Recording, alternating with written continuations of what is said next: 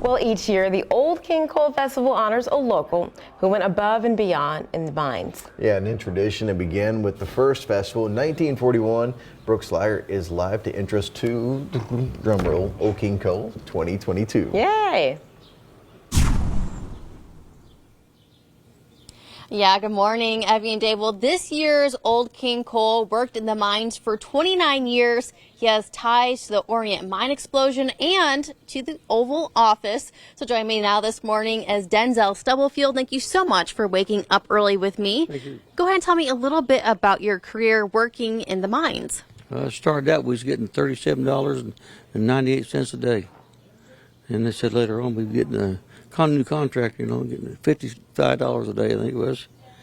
And just kept going up from there, but had a good experience, we had a lot of good people, worked with a lot of good coal miners, and just enjoyed my work, what I did.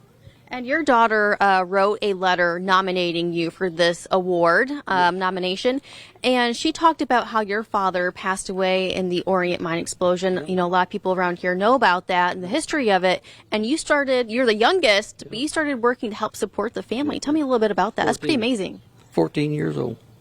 I started the auto parts here in West Frankfort at, I think it was 65 cents an hour, working after school, And then after a while, I got a chance to go full time.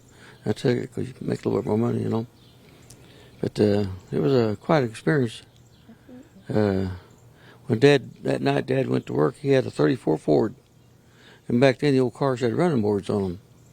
I can remember standing on that running board and my arms hanging on the window there and talking to him, Just like clear it is like you and I talking right now. But that was the last time I seen him.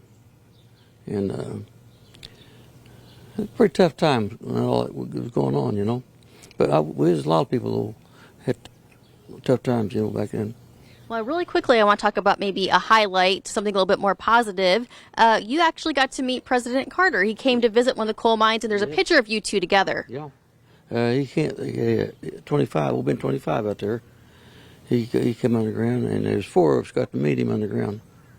And they told me that day, said, don't get dirty today. And coal mines, how you going to do that, Yeah. But it was quite an experience. And we got to ask him one question.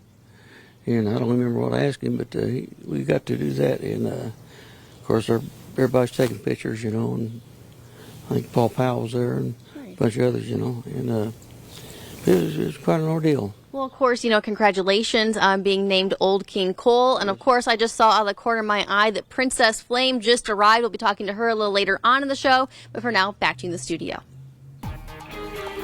And if you look outside right now into the eastern sky, you'll notice a little extra color, a little extra haze out there. Some of that is, of course, the humidity, but some of it is also wildfire smoke getting caught high in